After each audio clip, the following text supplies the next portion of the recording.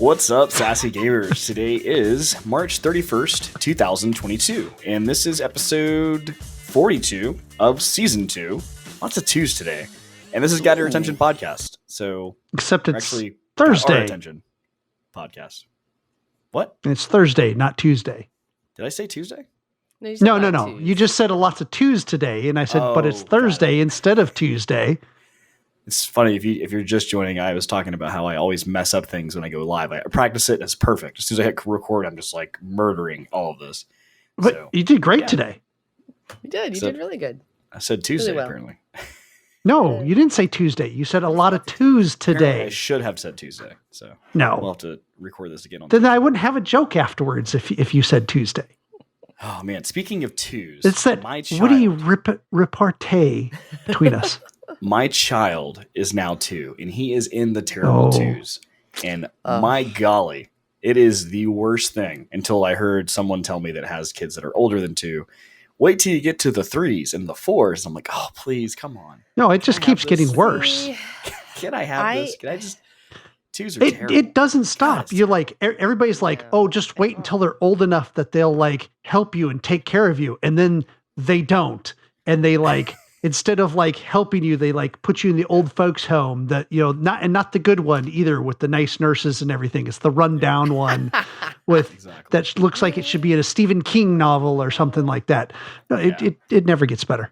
He's at that point now where he just, if he's like, I need something, he just goes like, you know, made up words. I think I've talked about this before. He just goes like, ah, and I'm like, not sure. By the way, he upgraded which stands for applesauce, if you didn't know. I knew that one. He upgraded that to ata. So we had to learn a new word. We were like, what's ata? And he's like, ata. And I'm like, I don't know what that is. Like, are you talking about like the And he's like, no, ata. And I'm like, oh my God. I don't, like it's evolving. You're like, child is evolving. You're like, you're getting into anime already, son? You want to see Attack on Titan? Yeah, exactly. I'm like, I don't get it. So, but yeah, it's man. And then, you know, the whole like, I want this. And then you give it to him and he's like, no, I didn't want that. And it's like, but I give up. See, I'm done. I don't like, I am totally on the other ship because when they under 16 months, I was like, can I put him back? I might not put him back. Agreed. But until they started actually communicating and telling me what they wanted, I will take a temper tantrum over a baby just crying. Yes, true. For what a reason I can't decipher. Oh yeah, that's killed me. And then they get super super sweet because they tell you they love you and they make you sweet things and. Apparently, my kids have been watching more than their daddy, and it's awesome. Ooh, apparently he's been watching too much British television because he's like, bye bye, daddy. Hello, daddy. I'm like, where are you getting this? Pig? Yeah, I'm like, where's he getting this from? Or some like he has to be. I'm like, he's picking up on this. It's crazy. Yeah. No, today we were in the backyard because I tried to distract him when we got home. I was like, I'm gonna take him in the backyard. That way he doesn't see the kitchen, doesn't see mom cooking dinner because then he sees food. That kid's food motivated. That's all he wants to do is eat. So I was like, take him outside and we'll just play outside in the yard. And we walked out there and he was looking at me. He's like, he's like, what a dough? About a dough. And I'm like, he's like, go get the dough. And I'm like, you want the dog? He's like, yeah. I'm like, okay. So I go get the dog. I'm like, hey, can we get the dog out? Because he wants to talk to the dog. Okay, dog I'm sorry. Happy. He's perfect. He's just working on a career in mumble rap. There you go. Pretty much. That might be it's pretty much that right now with the whining and everything. So he goes. So he gets this little like bubble maker, like a little lawnmower that shoots out bubbles or whatever, and he's just pushing that through the yard. And he's like, bubble. And I'm like, yeah, buddy, there's no bubbles. And he goes, I shit you not. He looked at me and goes, but mommy had bubble. Go get mommy. And I looked at him and I was just like, are you kidding me right now? Smart kid. Oh man. So yeah, that's what I've been dealing with. That's been my my day so far. Just wait until your kids start saying things at school that you say. Oh, yeah. For instance, one of my daughters keeps getting in trouble for saying, what the? Literally just what the, but like, what the? And I don't know where she could have gotten that from.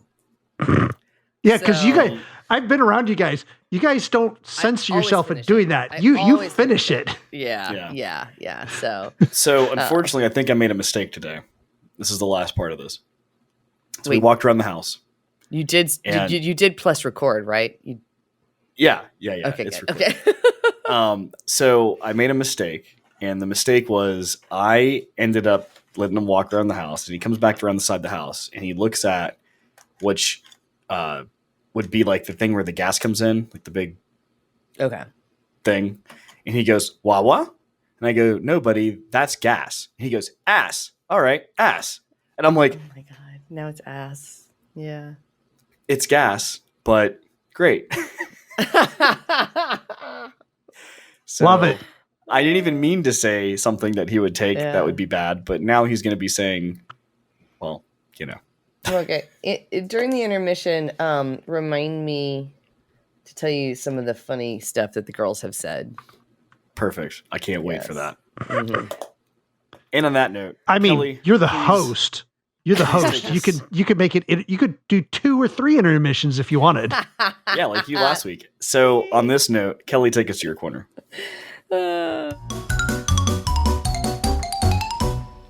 Right. Both of these stories are not brought to you by me. They are brought to you by my co-host. Thank you, Brian. All right. The first one is about a Nebraska State Senator named Bruce Bostelman. Now, Bruce heard about I'm just going to go straight out and say it was a rumor. He heard a rumor. I'm just going to read his quote directly. This is what he said on the state Senate floor. "I'm a little shocked. It's something called furries. We all know what first of all, we all know what furries are. We've talked about furries on the podcast. It's true. Potato. Last week we talked about controllers that are kind of furries. Mm-hmm. Also potato. Kind of. Or maybe or tomato or potato. Or potato. And okay, so frittata. Yeah, so we've discussed furries before. Talked about furries before. Yeah. He says, "I'm a little shocked. It's something called furries. If you don't know what furries are, it's where," and here's where his definition goes south, "school children dress up as animals, cats or dogs, during the school day.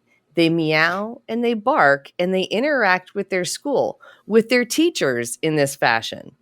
And now schools are wanting to put litter boxes in the schools for these children to use. How is it sanitary? How is this sanitary?" So he heard a rumor about a kid who was demanding to be able to use a litter box instead of the restroom provided at the school. And when that child was told no, defecated on the floor. Never happened. Can't find any evidence of this ever happening. They reached out to the actual schools. Yeah. They reached out to the actual schools that were, part of the rumor, and they're like, "No, what are you talking about?" What are you talking about? Yes.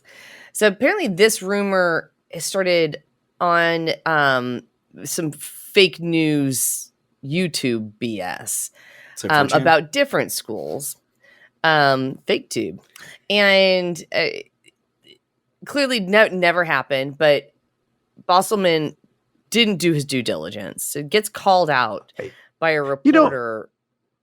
What I do like though is that his definition of furries is fairly accurate, except for the child part. That's true. Yeah. That's true. I mean, I'm not going to say again. Hey, I'm not here to king shame or whatever. Like, I cosplay, and cosplay in some ways is a step away from being a furry as well. Furry is just a different type of cosplay. It's totally cool. I'm fine with it. Yeah, I don't. I don't have problems with that. I also am not saying here that furries are going to defecate on the ground because they don't have a litter box. Well, but I mean, most of his definition was they don't use a litter box; they just use each other. Yes. Well, no, that's scat play, and typically furries don't do that because their costumes cost too darn much. Exactly, they're gonna mess with their costume. Well, they do some stuff. Yiffing. Yes, she did say doo-doo. Yes. I did say doo-doo. Yes, we're all 12 here. I will drink to that. Someone said doo-doo. We'll add that into the... All three of us said it. New bingo card. So this reporter, John Kipper, gets a hold of this. He was a cunning little nipper. Yes. They broke his ass with chunks of glass. Anyway. What? Posted the video of Bosselman on this, like I said, the state Senate floor, believing every word he's saying without ever doing a fact check. I will say Bosselman is a Republican in the Nebraska State Senate. Take that for what it's worth. I mean, I could see some old codger Democrat doing a similar thing. Well, I think that the whole fake news thing has become a very big.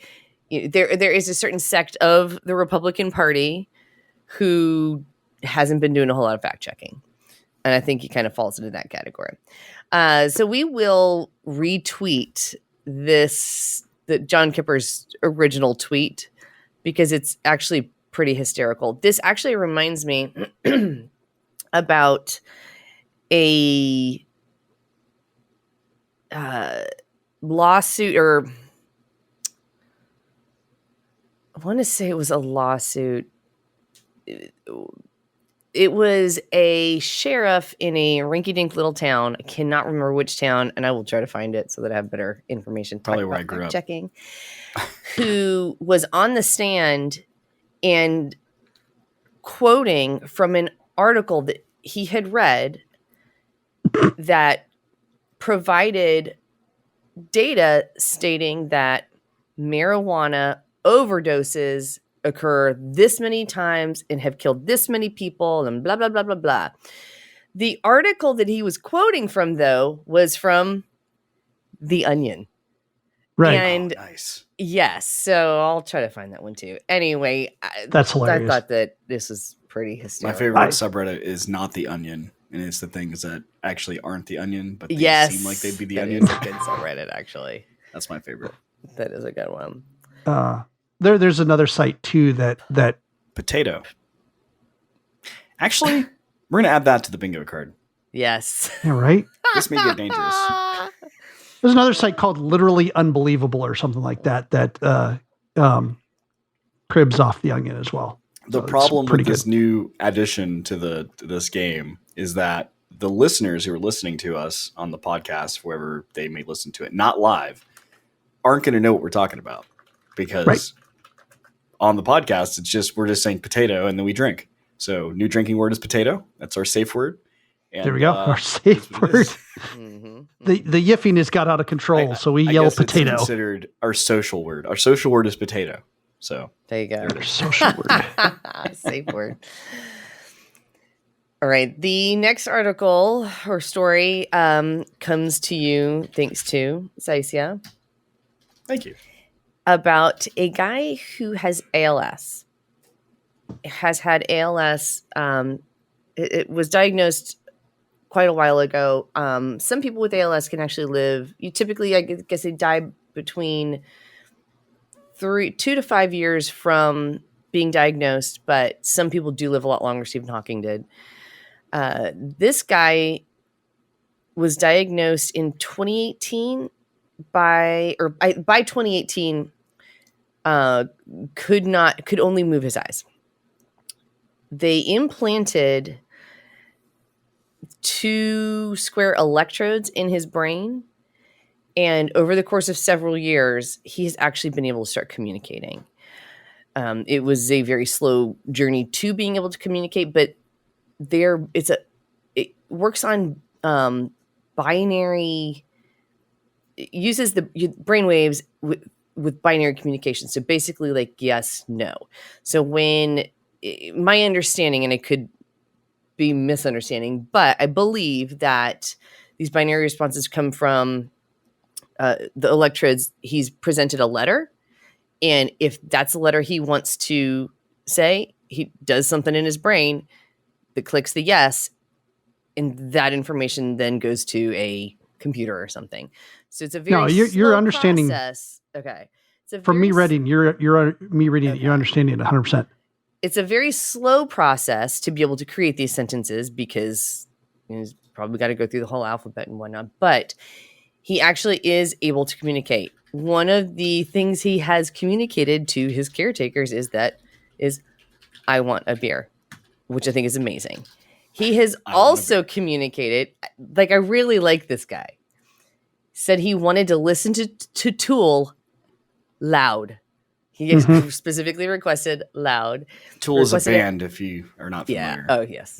If you don't know who Tool is, we can't be friends. I can't believe you just... We didn't go too in depth on furries, but you had to like let people know that Tool was a band.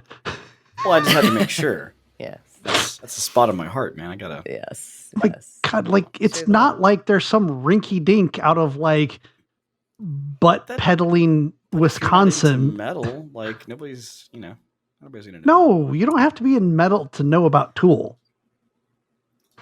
And I don't know that I would technically consider Tool metal. Well, but that's what Mike said, so I'm just rebuttaling his buttle. And let me finish my article. Yeah, let her talk. So he also requested a head massage from his mom, ordering curry. He's asked his caretakers to make sure that his head is elevated and straight when people are in the room, and also specifically asked he said, for food, I want to have curry with potato, then bolognese and potato soup. So that is pretty amazing. And he also told his 4-year-old son, I love my cool son. I was like, oh my God. It was so sweet. I was like, I also, it is slow because they have to present a letter and he says yes or no. And if it's no, they go on to the next letter and the next letter, next letter, next. So it's like this, and I'm like, they just need to talk to the cell phone companies and like get some predictive text all up in this mother. I am betting that like you started spelling this word. Yeah, that's true. That's true. I'm sure that like now at least it's like, okay, so let's pick at least the most common letters first, But no, like to your point, Brian, I think that would actually be the predictive test. I like they should move along that. Like, yeah, I mean, the thing is, which of these 5 words did you want or continue spelling? Yeah, it's pretty amazing that this guy has basically been paralyzed and is now able to at least communicate in some fashion, whether how long it takes. Like, I mean, that's still pretty awesome. That's why I sent it to you, because I was like, this is like, I mean, obviously not funny or anything that he's like paralyzed basically. But I thought it was really cool that like his first thought was, I want a beer. Cause like I could imagine, especially like not being able to have anything like that. Anything that, kind of gives you, well, he's been on drugs, I'm sure, but not like just casual when I have a beer, like the taste of beer. People really like that. Some people do.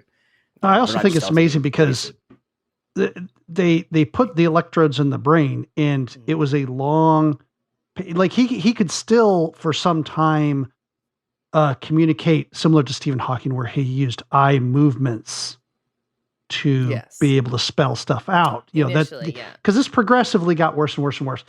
And he had agreed to do it earlier. The eye movement when you have ALS is the very last to go. So it progressively gotten worse, and so he had agreed to do this long enough before it had gotten that bad so that they could learn from it. And he basically had to reprogram part of his brain to be able to like trigger these electrodes or not, like, and he doesn't, the trouble is he doesn't know which part of his brain to reprogram. He's like, okay, Is it the part where I lift my left pinky that activates that? Or is it when I think of the smell of urine and it activates it? He literally has to play around with these different concepts and find out what's activating them. And they know different parts of the brain do different things. So that helps narrow it down a little bit, but it's just fascinating that they were able to get this done. Yeah, agreed. All right. Well, that's what I had from the corner. Sometimes we think too much. No, sometimes we have to move into the news.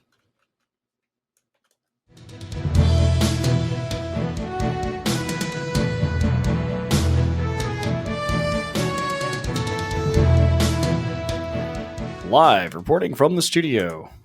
We're going to start off with, me, I guess. So, if you're not familiar, smooth as silk. We're going to start off with me. All right. Have you guys heard about me yet? So, as we all know, Microsoft has a subscription service called Xbox Game Pass, which they revealed a couple years ago and has been progressively adding lots and lots of titles, whether it's same day launch or whatever. There's multiple different directions with it. There's also there's a computer portion of it where it's just Xbox Game Pass for PC. There's the console version of it, which has different games as well. And there's also now Xbox Game Cloud or cloud gaming, which has all those games available to stream really quick. So everybody's been saying okay, well, what about PlayStation? Because PlayStation's had something similar, PlayStation Plus, over the years, that gives you, for a subscription service, gives you different games that you can play. Part of this deal, actually, I think Rocket League was one of the first ones that they actually put out there for, same day. Here you go, first day, launch it, we'll play it, and now we hear where that's at. Big success, right? But people have been thinking man, they haven't really done much to it outside of what they've been doing. So recently, PlayStation's finally announced that they are going to be creating a new subscription service, or basically they're separating PlayStation Plus and Now into a 3-tier subscription service. So what they're doing is PlayStation Now and Plus are basically starting 3 new tiers, which is at the lowest level, PlayStation Plus Essentials. Then there's PlayStation Plus Extra. And then at the top tier would be PlayStation Plus Premium. So sounds like a great idea, right? You get to get more things. Well, unfortunately, it doesn't seem that great. So the initial PlayStation Plus Essentials is basically the same thing you get in PlayStation Plus currently today. Includes your 2 monthly downloaded games, online access to different multiplayer games, your game discounts, your cloud storage, and it costs about $9.99 a month. Or $60 a year. Or $60 a year if you want to go that route. Which sounds great. I mean, that's basically what they're getting now. But they said, hey, if you want to do PlayStation Plus Extra, you'll get everything before, but you'll also get a collection of 400 PS4 games and PS5 games that can be downloaded, which are a lot of different titles out there, like Spider-Man and Mortal Kombat, things like that. And both Spider-Man's, God of War. Yeah. What's another one? And also some other titles. Eventually they'll kind of sprinkle in some other things there. And that will cost $14.99. So, which is about equivalent to the Xbox Game Pass. Which is about equivalent to Xbox Game Pass. I think Ultimate's $17. It's $16.99 or something like that. With the biggest difference is Sony flat out said, no, we're not going to do same day. At least for now. They didn't. I don't think they said forever. We're not there yet. Well, I mean, we're talking. You said it's not all that great, so I was saying what the not great part was. So the top tier is the PlayStation Plus Premium, which includes all the above again. Also adds in classic games from PS1, PS2, and PSP. If you guys remember what that is, or and most people know Vita. Also, time-limited game trials, PS3 and PS4 game streaming. This service is going to cost $17.99 or $120 or $119.99 a month or a year. But as Phoenix said, the thing that they actually did come out and say is, we're not going to have same day titles. We're not going to do that. Which is shocking to me. Yeah. Which is kind of strange. You're trying to compete, the theory is eventually the new release will make it onto here, but it could be 6 months down the road. Could be more. I mean, we don't know yet. Also, it's very interesting that PS1 and PS2 are emulated. PS3 is not. PS3 is only available cloud streaming. Wow. So, I'm trying to see me with the name here. By the way, there's a fourth tier to make things even more confusing. What? There's a fourth tier. There's the PlayStation Plus Deluxe. PlayStation Plus Deluxe is pretty much the same as Premium, except it is what is being offered at that tier level at countries where Sony doesn't offer streaming of the games. So, Jim Ryan, who's the CEO of PlayStation, had a quote after they actually. So I'm reading from a gamesindustry.biz article, and we can post a link to this if you guys want to check out the full article. But I just gave you the highlights. But the quote they actually told him in this interview was, he said, "We have combined subscription numbers in excess of 50 million now, and we're happy with that. That's a good number. We're happy with that." And it continues. But we really do feel that we can do better in a way that we can offer these services to our gamers and subscribers. For example, 75% of those who subscribe to PlayStation now also subscribe to PlayStation Plus. We think that we should do better by those people. And that's just one example. So I hear you. I see that you're trying to make progress, but unfortunately, most people are going to have to pay more for what they already received. Or already were getting from between the different ones they had before. So, yeah. Well, and a couple of people are kind of upset too, because see, Xbox offers the backwards compatibility that if you have the disc, if you own the disc, you just can play that older game. And Sony, to be able to play some of the older games, you have to go, to certain levels. Most time you have to go up to the plus premium level to get to play some of these older games. And you have to pay for that.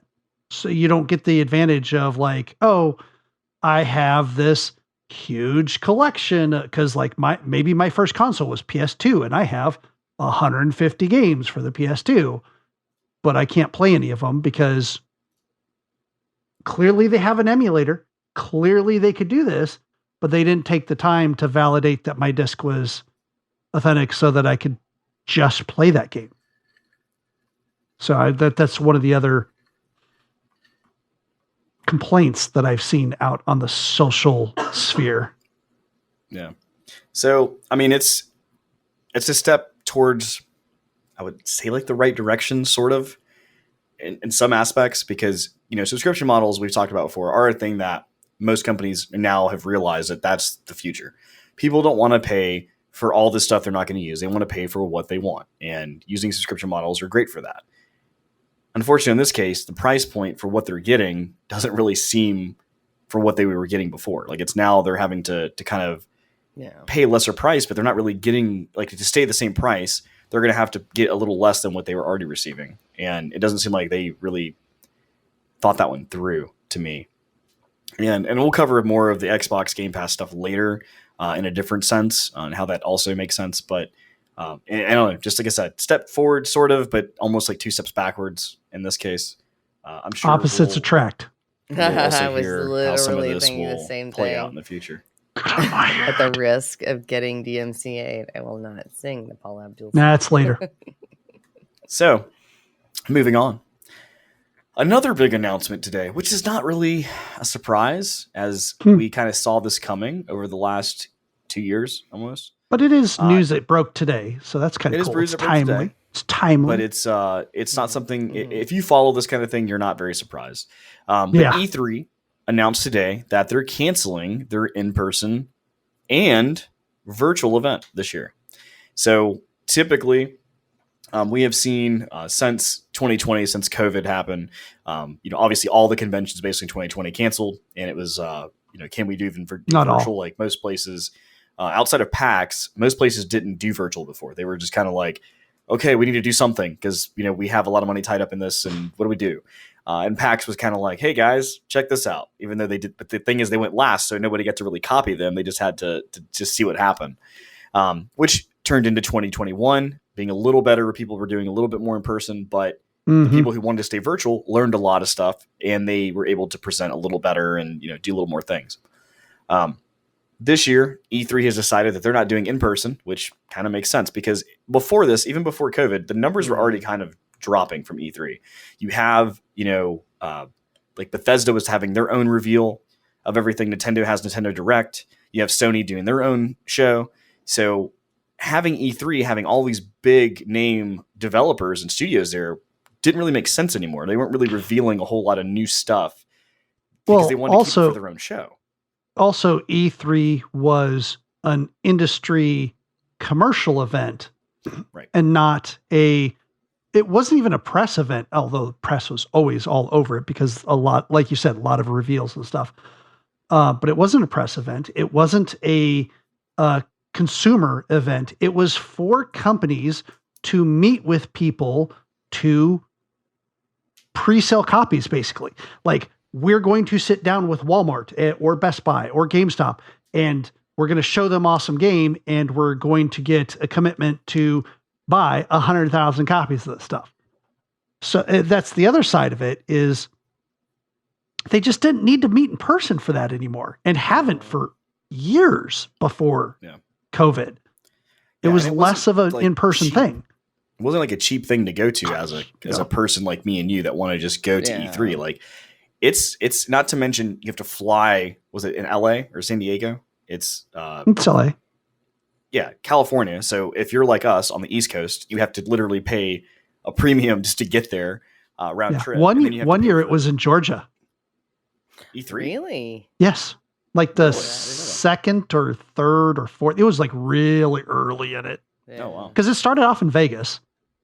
It was a Vegas thing. I could be wrong on that. The show before it started off in Vegas. I don't know if E3 was ever in Vegas, but one year it was in Georgia. Sorry. But yeah, anyway, so it's, to get there costs a lot of money. Then you get a hotel. Then, you go to this event and it's not cheap. So there's a lot of money involved in this. And it's like, and it costs a ton for the studios because they got to stop working on the game and they got to work on this one-off demo that they then, because they don't have enough time to make that demo work properly on the like super pre-alpha not ready code that they have, right? That not only do they have to work on this demo, but then they have to train somebody. Okay, you can do these areas and you can walk over here. Not shoot this thing at the same time. Right. Or don't open this door. Don't let anyone open this door. You'll crash the whole thing. And so, it cost them a lot of time and a lot of money that could have been spent working on the game. Yeah. So as we saw last year, they actually canceled in 2021 in 2021, they actually canceled in January and said not this year. We're going to see what happens. So they came back this year and they actually made a statement now. They actually made a statement for 2022's cancellation and said that we will devote all of our energy and resources to delivering a revitalized physical and digital E3 experience next summer. Whether enjoyed from the show floor or from your favorite devices, the 2023 showcase will bring the community, media, and industry back together in an all-new format and interactive experience. We look forward to presenting E3 to fans around the world live from Los Angeles in 2023. All that does scream to me is we're going to be in the metaverse. Yeah. I hope not. God. And it's funny because I feel like E3 is old and like the people behind E3, I could see them going like, that's going to work. We're going to put it in the metaverse. People are they're going to love that. Everybody's going to be in the metaverse in 2023. Yeah. E3 is going to be sponsored by Facebook or Meta at this point. But yeah, I don't know. We'll see what happens. But ultimately, we've said it before. I could see E3 phasing out eventually just because, or they're going to have to change their whole model, right? Like they're going to really have to really, revamp their pricing, revamp how to get studios in. Because again, all of these studios have made their own thing at this point. And the ones that they do attend, like PAX and other things like that, like it's not an arm and a leg to get your booth in. You can just go there, hang out with your people, and then give out some merch, show some things off, and hang out. Still expensive. Yeah, but not like It's- that. So Like we'll for see. people like you and me, it's super expensive. Like there's no way I would ever do it type expensive. But for the indie studios, it's going to be super expensive to them, but they get a lot of marketing out of it. But I feel like they're going to have to almost rebrand at this point. Because this isn't the days of early Nintendo and Sega and the wars that used to be with consoles, and they were trying to figure. It's really not there anymore. Like with all the studios being the way they are now, and all of the It's just because you don't go on 4chan. Yeah, and all of the consoles and the way they are now, there's not really a console war anymore because Sony's doing their thing, Xbox is doing their thing, Microsoft's doing their thing, and that's it. There's no. And Nintendo's always just doing their thing. So yeah, I get you though. The companies aren't having the war anymore, but boy, the fans still are. But I mean, yeah, they've been trying to rebrand to get it so that to become a consumer event, to get the public in there. But the trouble is E3 is put on by ESA, the Electronic Software Association. And the Electronic Software Association is what? A bunch of software companies coming together. EA is in there, and Microsoft at least was a part of it. I think they still are. Sony might have pulled out of ESA, I'm not sure. But they're all in there because it's a lobbying group is what it is, right? They make sure that, to go against laws that are going to hurt their industry and promote laws that help their industry. And they also put on the E3 show because it was meant for, again, B2B back in the day, business to business. Sorry. Yeah. No, it makes sense. So, I mean, it sucks if you're planning on going to E3 this year, maybe wanting to go. And I do envy those who did go to the last one because Final Fantasy VII Remake was announced and people got to actually play it live. That's great. I had a friend that, from work that I worked with that actually went and I was just listening to him tell me the story about him playing and how awesome it was. It was great. But I don't see E3 really coming back. I mean, they may come back next year, like they said. And maybe they already thought this over. Maybe they are going to come back with a new invigorated, new show, but I just don't see it happening. I don't see it continuing after this. And maybe they'll put their time forth somewhere else. Well, what is back is PAX East. PAX East 2020 was an in-person event. It was February back then, I think. So it was really early in the pandemic. So there has been PAX West since then, physically, just a little bit earlier in 2021. But PAX East it's in 3 weeks. Starts in Thursday in 3 weeks. They released the expo floor list today, and that everybody's been waiting on that. And typically they release it far before this, because they typically have all the big names lined up. And as Venus Whitestar predicted, none of the big boys are there. See, now I thought maybe one or two would make it. But this was based off of PAX West. Didn't have Nintendo, didn't have Sony, didn't have Microsoft on PAX West 2021. They were all there for 2020. Only really Bandai Namco was there for PAX West 2021. This year, no EA, no Activision Blizzard, no Bandai Namco, no Sony, Microsoft, or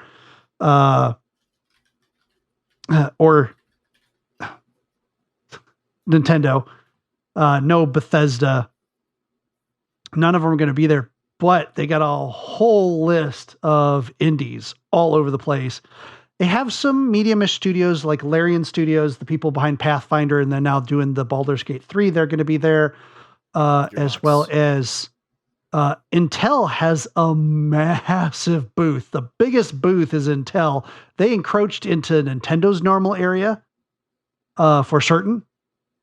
And Discord has like a huge booth. And there's also, like you said, Gearbox is there. Gearbox is there, yeah. And I mean, so many indie developers. Like, tons. I was looking at the list, like, wow, this is and for this type of show, being that none of the big boys, like you said, are there, or whatever, big whatever, they're there.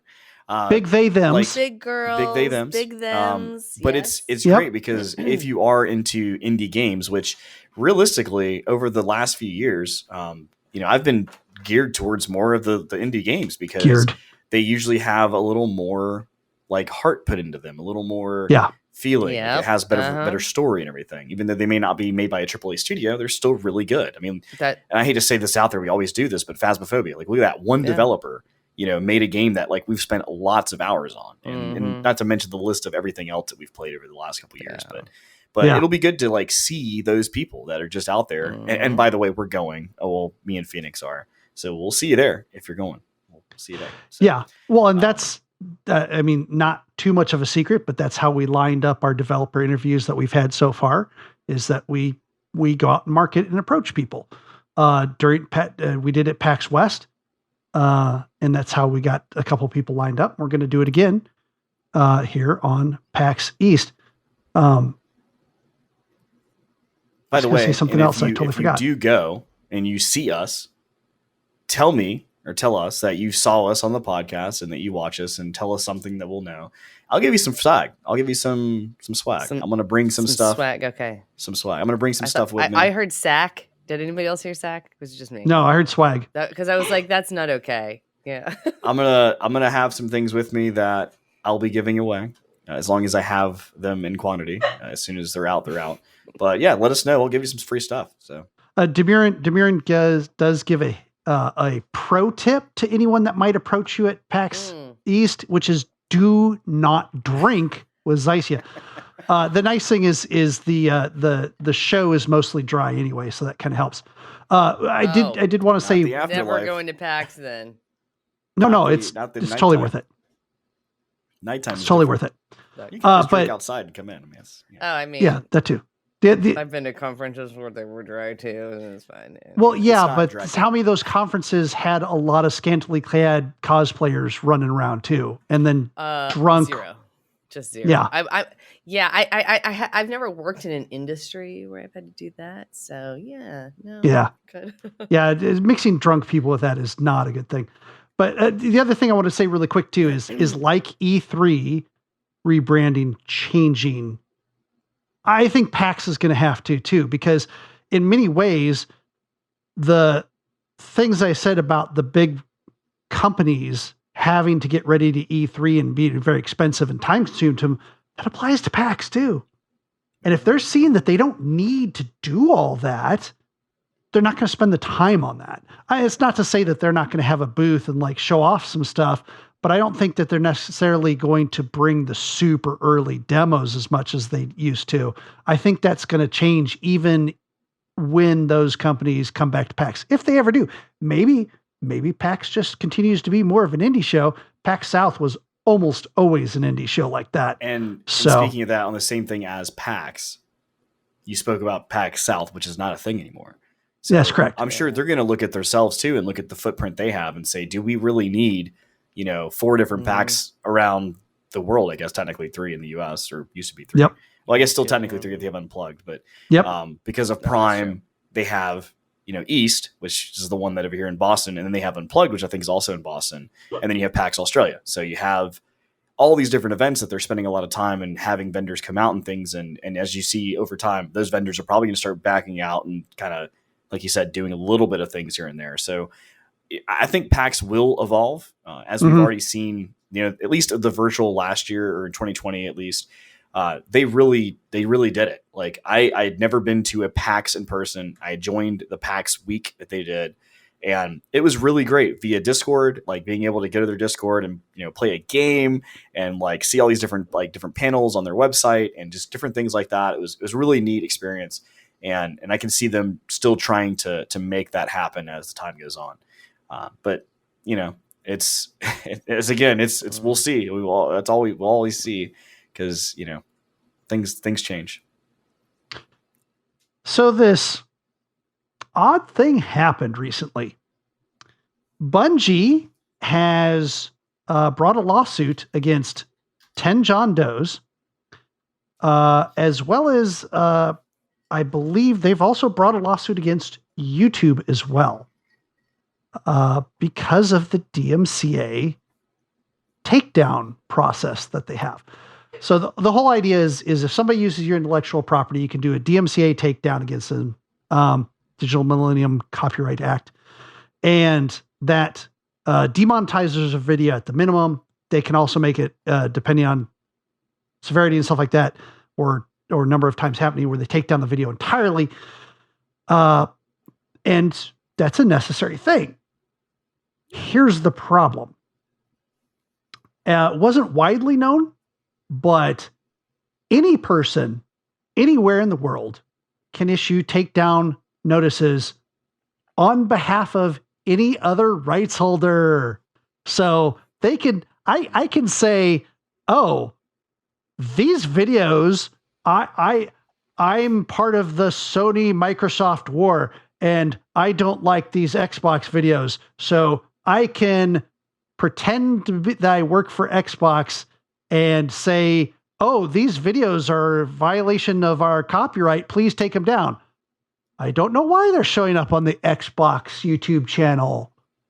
And they can just get DMCA strikes against these. It's hilarious in a way. Apparently 10 guys figured this out. 10 people, I should say. Because I don't know. They're John Does. And they, around March 17th, they started targeting Destiny YouTubers, right? So not the Destiny channel itself, but Destiny YouTubers, including some very popular ones that have like close to 1 million subscribers. And they did DMC takedowns. And of course, because these people are like, Bungie, what the heck, dude? I'm like streaming your game. Like, why are you doing a takedown against me? And they're getting mad at Bungie, and Bungie has nothing to do with it. Yeah. Did something similar happen to you, Mike? Didn't your brother, you was using one of your brother's songs in a video or something, and you got DMCA'd, and you're like, I got permission to use this? I think so. Yeah, I had some of the music that he had wrote that. I mean, he physically gave me permission because he just told me. He actually told me that since like he made it. He's like, yeah, whatever, dude. Yeah. But yeah, I mean, and it's funny because even that, like with Twitch, we've seen that in the past with the new soundtrack they put out. Like, hey, don't play crazy music from Spotify that we don't have licenses for. Use our own program, Twitch soundtrack. And the first week that we started using it, like we got DMCA'd by Twitch because we were playing music that I'm like, but I'm using your software. You said to do it. You told me to play. Like it's, and it's out there. It's actually on our page right now. If you are on Twitch, you want to go to our highlighed clips, and I have it there because it's just funny. But I mean, the software is not perfect, but I mean, I think in this case, there's you got to have some sort of human interaction there. And I think the people that were part of the human interaction on this thing were kind of dropping the ball, not really paying attention to what was actually being said or what was being reported, and just kind of letting the machine do its thing. But there's probably less human interaction than you think here, because there's a lot of automated to make sure bots. Things are fine. There's a lot of automated bots that just serve up hundreds of thousands of these. Like somebody didn't have a filter put in place that they should have put. Now they will have that filter, and they'll check those logs. But it gets worse because Bungie contacted YouTube to reverse this and try to fix things. And while YouTube makes it super easy for anyone to do this takedown, the reverse is extremely complicated, and they don't have any process set up for it at all. So it took a lot longer to get that fixed than you would think. On top of that, Bungie's seeking damages of $150,000 for each occurrence, not person. Occurrence. Good. So this thing it tickles me because I just can't Bungie should just focus on their new Destiny game and ask Papa Sony if they need it. Yeah. And it's even funnier because like the defendants apparently got caught in this because they gloated and kind of confessed to it. because like the whole like it was happening and everybody was blaming Bungie. So it was going nuts all over the community. Like all these people were talking about it. And of course, these guys are like, man, Bungie's getting all the credit. Let's get like, but we're the ones that do it. Let's. Oh my God. I love it. We're going to get notoriety. Like, I love like they cannot stand not getting the credit. Right. Oh, it's hilarious. Although Bungie doesn't have their actual real names yet. They're trying to get that from YouTube. Okay. So I guess they took credit under their YouTube names or something. I don't know. That's probably the only way they're going to get this back. Like because of the people actually working for Bungie are the ones that are at fault here. So they'll probably be like, all right, well, if it was your own employees, all right, well, we'll just give you the names. And those people obviously be fired and we'll just call it a day. Yeah, but they don't work for Bungie. Oh, I thought they did. No, that's the thing. Anyone in the world can pretend like they work for Bungie. Got it. I thought you and said submit this. That's what makes this so scary. I mean, literally, James the Great could DMCA us. Actually, spoiler and plot twist is those people actually do work for Bungie, and they're going to find out that they're on their payroll. Yeah, well, they'd have a lot of explaining to do if they did. That would be pretty amazing, actually. I'd like to revisit that story if that's the case. All right. Speaking of stories in articles, oh really? And news stories. That's what we're here for, Kelly. She's icying this up. That was yeah, right? Almost me to a T. Right? Speaking of news. Speaking of the news. Oh my God.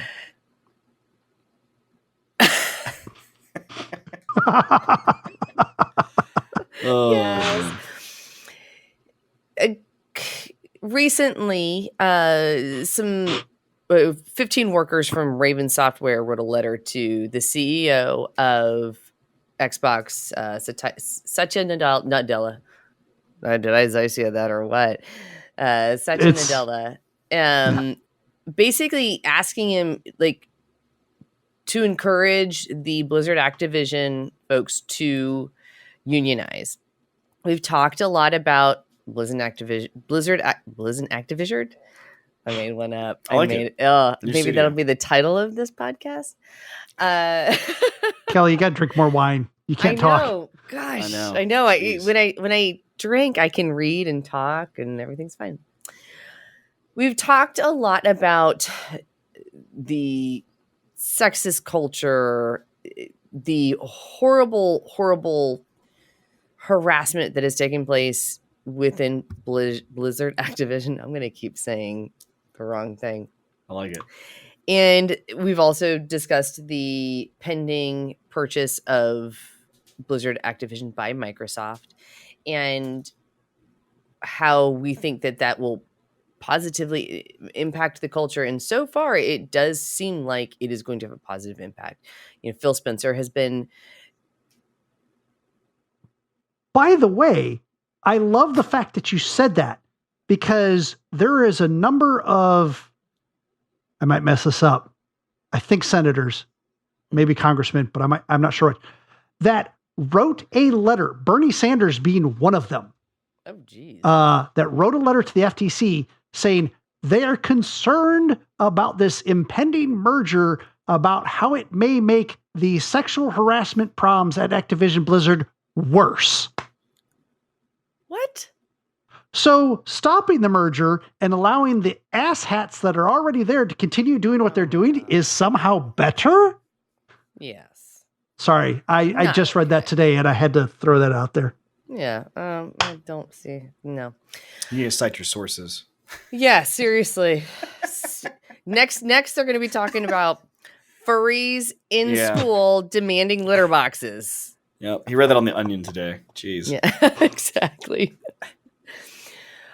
Well, the vice president and general counsel, her name is Lisa Tanzi. She's, corporate vice president and general counsel, Lisa Tanzi, did provide a statement saying that Microsoft respects Blizzion Activision, I'm really so sorry, guys.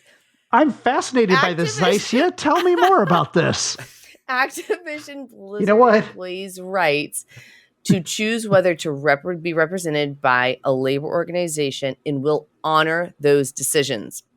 So they are neither encouraging nor discouraging and holding true to their, right now we are hands off. We are respecting our employees. If this is what they feel is necessary right now, go for it.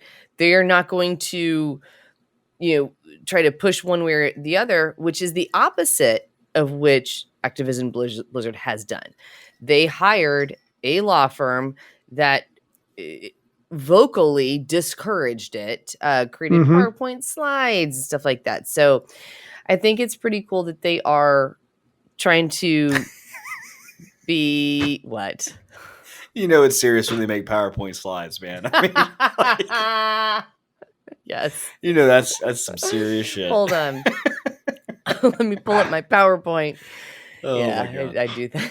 Did he have like the little pointer too, like the clicker that he can click to the next one? Because that would be with the laser pointer on it. Oh yeah, like that's. I'm gonna circle right here. Looking at slide B, yes. A, yes. B2. Oh man. So yeah, so they are not encouraging, not discouraging. They want the employees to be able to do what they want, and we'll honor that in the impending purchase that will hopefully be finalized in 2023. So that's pretty awesome. Anyway, man, what a time to be alive. What a time! Is there a reason we're blasting an article out there live? I don't know. You told me to cite my sources. You are the reason. Ask and you shall receive. A joke. Jeez. Okay. Wait, so I was Elizabeth Warren, Bernie Sanders, and Cory Booker, and Sheldon Whitehouse.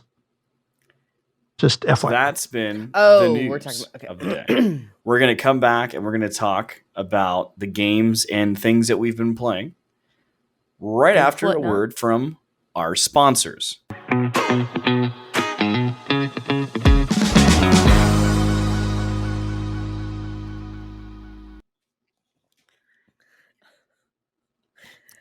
And we're back.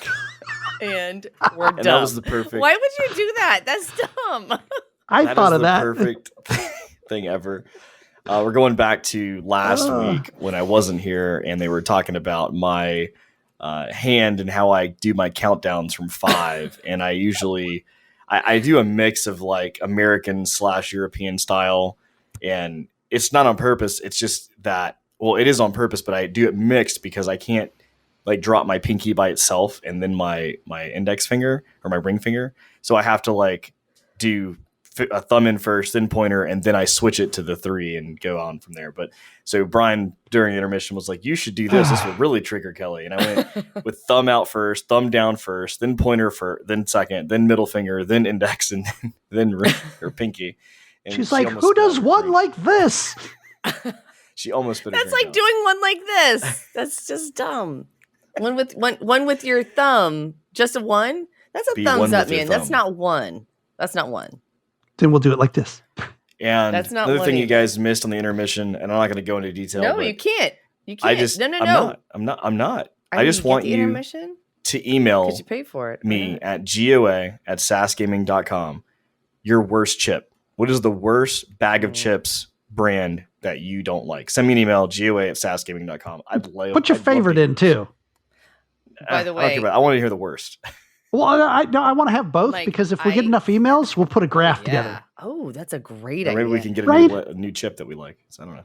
Also, that's true. Send it over. Mike, I did like your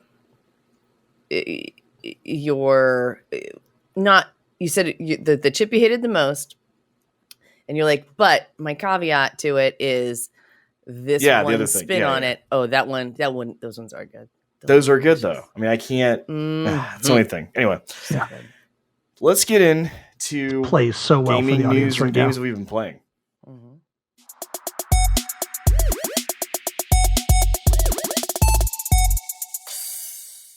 Game of the moment this week. I said gaming news, but this is all kind of gaming. I mean, games that we. It's games. It's just games. Yeah. Games. Hey, well, no, it's not. It's games. It's Blizzion not what we've been playing. It's just would be cool stuff about firing you games right now.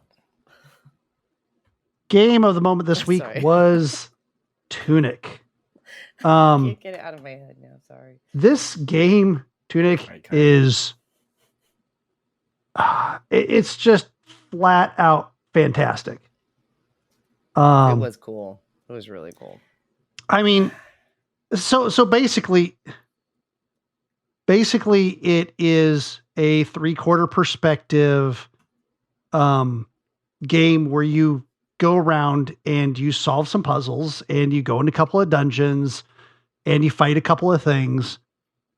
And that's just a normal game. There's nothing at all fantastic about that. It does go a little bit further, like some games have, where there's stuff that you don't have to necessarily do in order.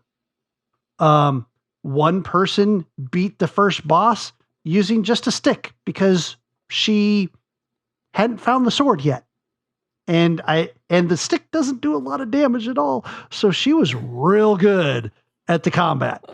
So they do some of this out of order stuff that you can do that other games do. And then they add on to it too, where, you know, you have areas that are kind of gated until you find certain objects. Again, like Metroid does, you know, things like that. And again, these are all things that games do, right? What's really cool about it, and they have a decent combat system too. It does combos.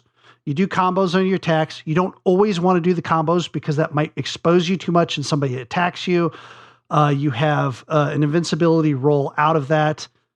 So maybe you only want to do 2 attacks this time instead of 3 and then roll out.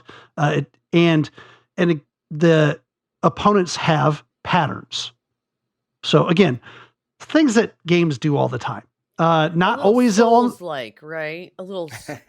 Well, that's not a Souls thing. That's lots of games do that.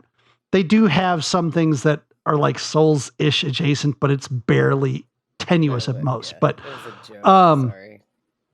There's no joking here. But very serious. All of that stuff is things that games already do. Not many games combine all of those. Okay, so we've narrowed it down more. But what makes it cool is, and hey, this is actually kind of Souls-like, is they do not hold your hand. They do not tell you where to go. They don't have there's no, well, I want to say there's no map, but there kind of is. But there's not really objective markers on the map so much. Certainly not ones that appear when you do. There's no rat killing missions. You're just put on this island-ish type thing and told nothing. You just go and explore. And as you explore, you find these pieces of a game manual. And it's very much hearkening back to the really Nintendo era game manuals. Maybe even Atari 2600 a little bit, although I think that's a little slimmer of a manual back then. They got a bit bigger after that. It was definitely Nintendo. I mean, those resemble Nintendo for sure. So much so that even the screen grabs. I'm gonna make a very sexist comment because it's funny. You guys even read the manuals? Absolutely is. No, actually, those ones. As a matter of fact, no. The only time I didn't is when I rented from Blockbuster and it didn't come with the manual. I say nobody's got time for that anyway. You're trying to get the 3-day weekend, trying to get that game back to the store. Got time to read that. But even to doing the screen grabs of the game you're playing in the manual are extremely low res. They got scan lines across them. It very much looks like a screen grab off of a very old TV. And on top of that, the manual, for the most part, is written in these runes that you can't really read. There's a couple areas that are in English, maybe 1 or 2 words in a paragraph, and you kind of understand what's going on, because there's all these things hidden in plain sight. You see this manual, you're like, that's great artwork. Okay. And then you've put the pieces together by walking around like, oh no, it's telling me to do something at this place. And then you learn, oh, I can now upgrade something, or I didn't know there was fast travel in this. I just accidentally found out there was fast travel, because why are they showing me this in this manual? And some of that hidden in plain sight also then carries over to the game itself, where because it's 3/4 perspective and it very rarely changes the camera angle. Sometimes it will, but very rarely. When it doesn't change the camera angle, it will hide paths that you can take just in how the geometry lays or how the artwork is, where you can't normally see the path. You accidentally find paths, or if you're like we were talking about rubbing against everything during our game of the moment, you're rubbing against all these walls until all of a sudden you're like, oh, I just found a secret path. So, and what makes it fantastic is those things combined along with the rest of the game mechanics.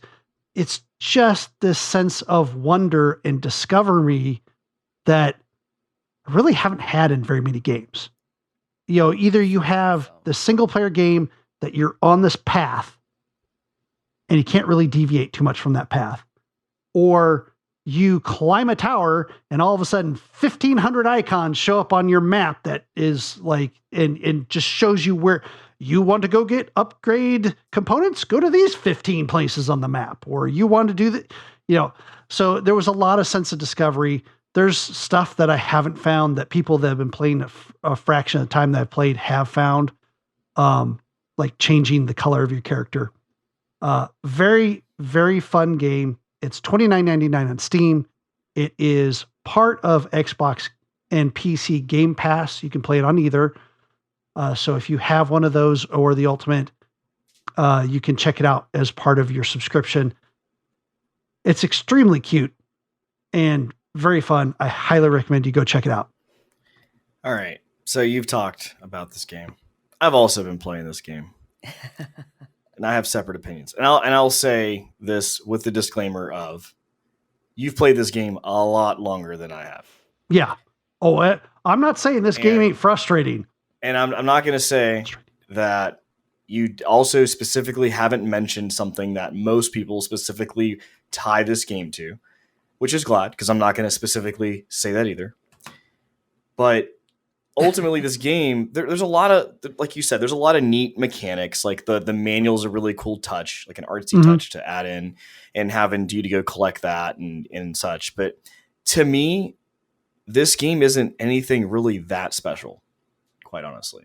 And I say that, and I really wanted to like this game. I really did, being that the things that I've heard in the past of like, what they were comparing it to and things that I'm into. But I feel like we're in this sort of rut that, and again, take this with a grain of salt. This is maybe just not my style of, not necessarily you, but anybody.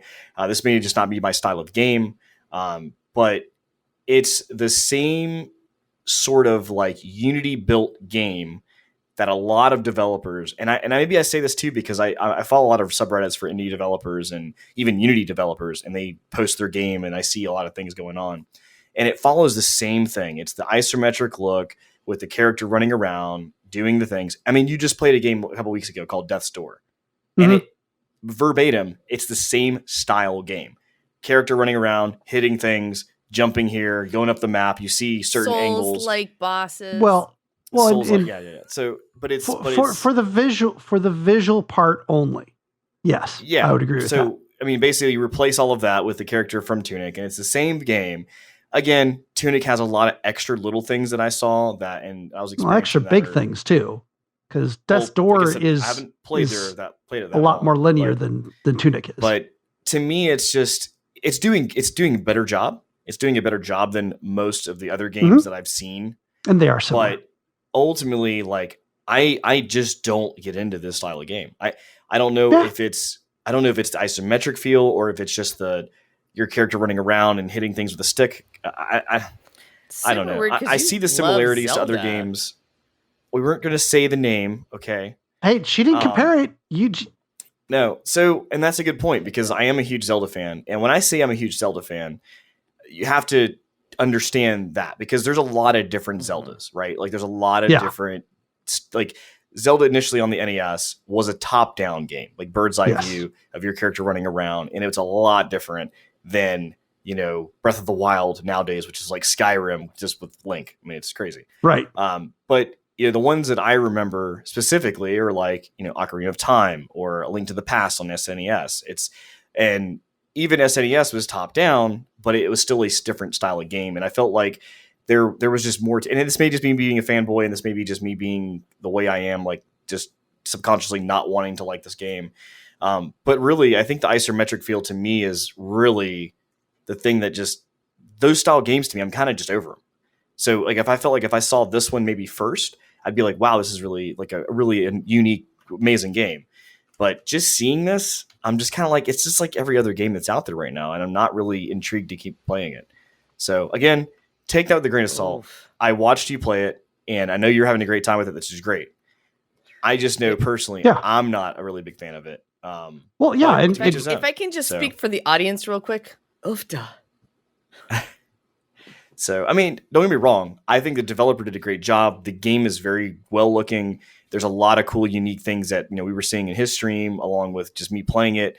I'm just not interested in this style of game now. Like which is fine. These are just not my thing. So anyway, I figured I'd put that in there at the 2 cents because. Well, the other thing about it too is I would like to say, like just about any game out there. If this is not someone's type of game, this is not going to be the game to change your mind. Yeah. Because there's that too. Because if because like 13 Sentinels, Aegis Rim, if you're not kind of into like the anime motif, that game's not going to change your mind because it's all about it, right? And that's totally cool. That's why we have so many different type of games. Yeah. But and I'll say this though, for the record, this is not a Souls-like game, and we were talking about this on the actual thing because people have been throwing that. Oh man, it's a Souls-like game. Like that is it's not. Which is why I'm overusing it. Yeah, I know you are just playing into the joke. but I want people to understand what this game is. If you want to play this, if you hear someone say it's Souls-like, it's not Souls-like. If you're into Souls games, I'm not saying that you won't like this game. But I don't expect this to be a Souls game. There are mechanics that are similar, like some mechanics. But like you said, there's a lot of games that do similar things. It's literally like taking a game like the remake of Doom, right? And its sequel, which has RPG type elements in it. Of like increasing your powers and increasing your weapon powers and stuff like that. And then calling Doom an RPG, right? Yeah. It's literally like that. It borrows some mechanics from some things, but it is not the same type of game. I agree 100%. So I just want to put that out there. It's not a Souls game. So you're not going to go out there and expect to beat this on like extreme difficulty and like it really be challenging. I'm not saying this game couldn't be challenging, but this is not that game. And secondly, people do compare it to Zelda. Yes, there are things that are similar to that style of game, but this is not a Zelda game. So like me going into that, and maybe if I didn't hear that initially, I would have a different opinion about it because that's just how it works. But this is not that either. It's a good game. I do think it's a lot closer comparison. Game. I think it's a lot closer comparison than it is calling it Souls-like, though. Yeah. But I will say it's a good game. It's definitely worth $30 for the amount of work that the developers have put into this game and the details that I've seen. But to me, it's not the game that I want to play. Yeah. Also, it is a game made by one guy, which explains some of the like Unity type. It's one guy made this. And don't get me wrong, I have nothing wrong with Unity. I've used Unity myself. Like that's not what I'm saying. I know. Like don't get me wrong on those. Like made by one guy, Andrew Schuldleis from Canada. Sweet. I loved. Shout out to Bruno. Well, I loved the cute fox and the wiggly. I thought the graphics were super cute, and going through the grass and swimming in the water.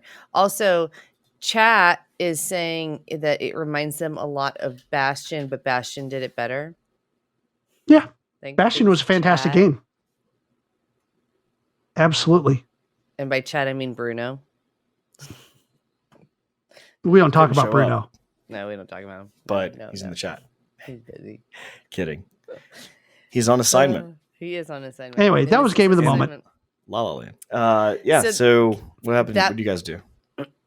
So that was game of the moment, but the game of me and Brian and I have the game of your moment. Our game during our moments.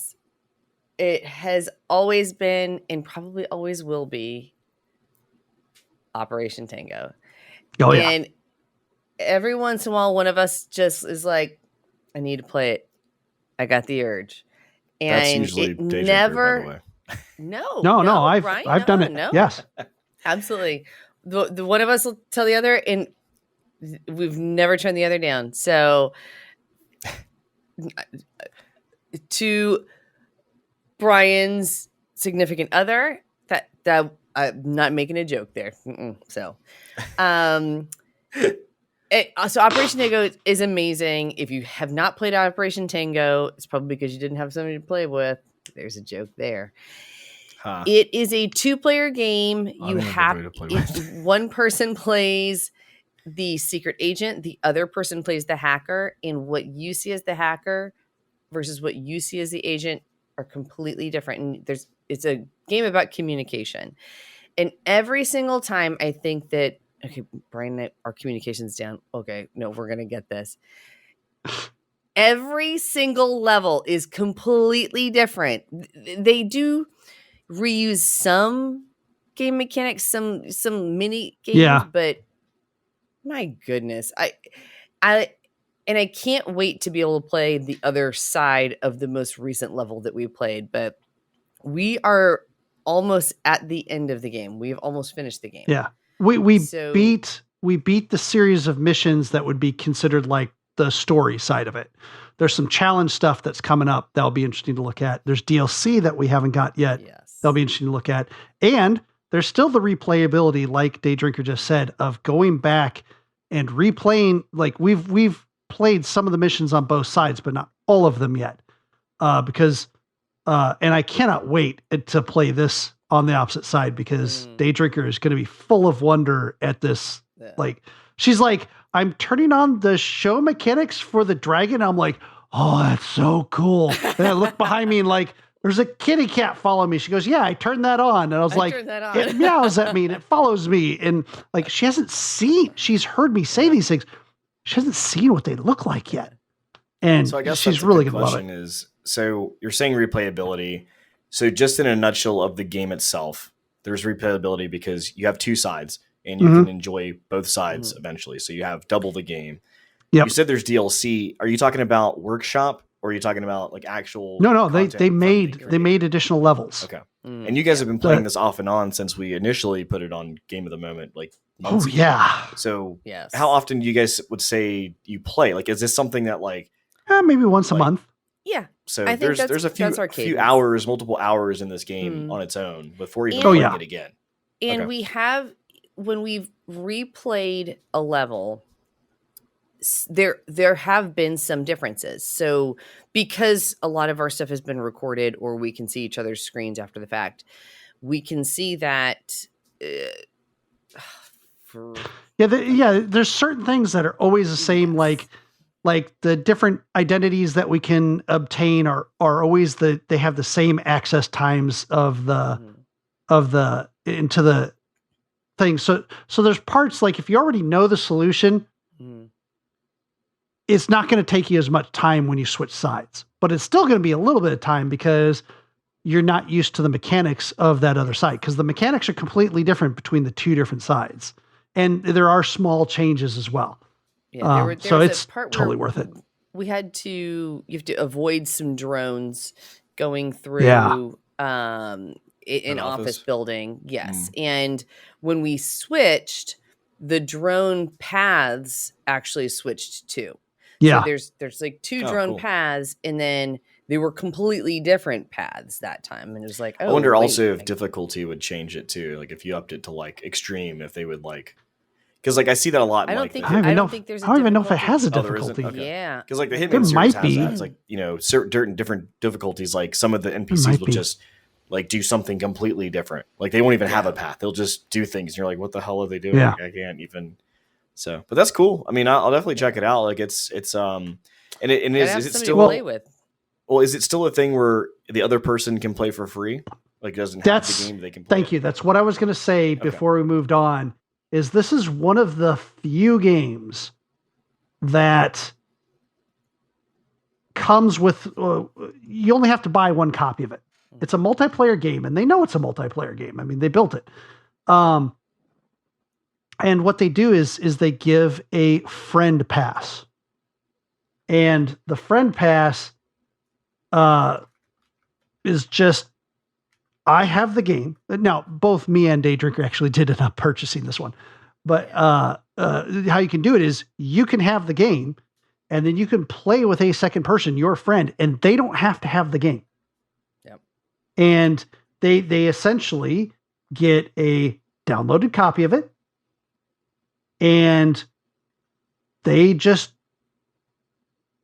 when they play it, it just allows them to go ahead and use the downloaded copy as if they owned it. So it's pretty cool. Yeah, it's super cool. Anyway, cool. Again, highly recommend. It is on Game Pass or on Steam. I don't know. I don't believe it's on Game Pass. I think it's just a PC. No, not on Game Pass. Yeah. For checking something right now. He said $20, not $19.99, but so $20. So right now, is there any deal? Has it at $12.99 on Epic? Epic Game Store has it for $12.99. So check it out. Yeah. So there's a game. Haven't played this. Actually, I haven't purchased, downloaded. Maybe we can do it as a game of the moment later. But right now, I have it on my, I almost said Steam Deck, on my Switch. Especially for PAX to play it. And that is the brand new Kirby game, Kirby and the Forgotten Lands, I think it is. Shocked that you're the one telling us about this, to be quite honest. I would not say myself as being a Kirby fan, but I saw some of the gameplay. I was really interested in it. I do know a Kirby fan. Yeah, you got it the other way. There you go. No. Yeah. Yeah, Mike's a Kirby fan. I was fascinated. This actually marks the Kirby series, the first time, the franchise, first time that has gone from 2D into the 3D. And that's seems like a small thing. You're like, oh, we'll just make a 3D character. Except that there actually was a number of problems that they ran into in doing that. And the very first problem they ran into is that Kirby, if you don't know him, and I don't know what rock you've been living under if you don't know him, is basically a big pink puffball with eyes, feet, and arms. And they said the first thing they ran into is when they made him 3D, you couldn't tell which way he was kind of facing. And I mean, okay, yeah. So they actually had to come up with some visual cues to kind of make it so that you could kind of tell which way he was facing. And the other thing is just this kind of move into the 3D world where you think you hit somebody because just the perspective that you're at, it looks like you hit them. But in reality, you were facing a different angle and you didn't actually hit them. As far as in reality of 3D. But I mean, how is that any different than like Mario? Well, it's 3D. It's different in Mario. Well, like the Marios are 3D, Odyssey's 3D. Oh, that's like, true. All of yeah. that stuff's 3D. Super Mario 64 is 3D. Like that's true, but I think some of it also comes with the shape of him and being a little bit harder to tell which direction he's facing. The camera angles that they chose, because like, you know, once it goes up to a certain camera angle, which the camera angle of Mario tended to be a little bit more top-down-ish. That's probably why they have the grid there too. Yeah. I don't know, man. I think that's like cop out, because like if you look at his shadow and the direction of his body, I can tell he's not facing the object that he's facing. Like that creature. It reacts too. The other character. Yeah. Well, in this case, it does react, because what they're doing is they're saying, okay, is he on screen, and does it graphically look like you would have hit him even though you're not quite facing? So they're actually doing it on purpose. Programming that. Yeah, exactly. Like the camera angle sees that he hits him. Okay. Yeah, it does. Yeah. And see, so they ran into this when they were doing testing with people, that they were finding that they just couldn't figure out certain things. Even just jumping, it looks like you hit the ground. Now, it's important, because if you jump right when you hit the ground again, you get an extra jump, you know, something like that. But if you jump before you hit the ground, Kirby goes into his fluttery, floaty thing. So at a certain angle, that Mario angle, that upper angle, it looks like you hit the ground. So in this case, the upper angles actually mess you up versus the one we saw before, the lower angle messed you up. Whereas you can see that, no, you actually didn't hit the ground when you hit the button. So they call it a fuzzy landing. And even though you hit the button at the wrong time, because both of these are hitting the button at the same time is what's going on here. Without the fuzzy landing, you end up floating because you hit the button too early, because you thought you hit the ground because of just the perspective. So they again. This would make me. I would. Oh yeah. I don't know. So again, they like a cop out. Well, I mean, listen. They did testing. They found people were having problems, so they ended up changing basically how the game reacts to certain things to be able to account for that and make the game more fun. Just make it fun for the people. I mean, we're talking about a game where he tries to swallow a car. So. Oh my gosh! Yes, that's true. I remember that. So I mean, they just want the game to be fun, and they'll make the challenges somewhere else. But yeah, I'm looking forward to playing that. Kirby is always going to have a soft spot in my heart. Soft spot. So I can't even talk like Kelly now. Soft spot in my heart. Like I remember playing that on Super Nintendo or in Game Boy, and those were like some of the funnest games. Except those things that fly that sit in the same spot and you hit them and they get pissed off and they come at you. I hate those. Anyway. Well, speaking of games we love, the Stanley Parable, a game that Zycie told me about and that I do love. I thought you had played it. No, I know. I should download it again.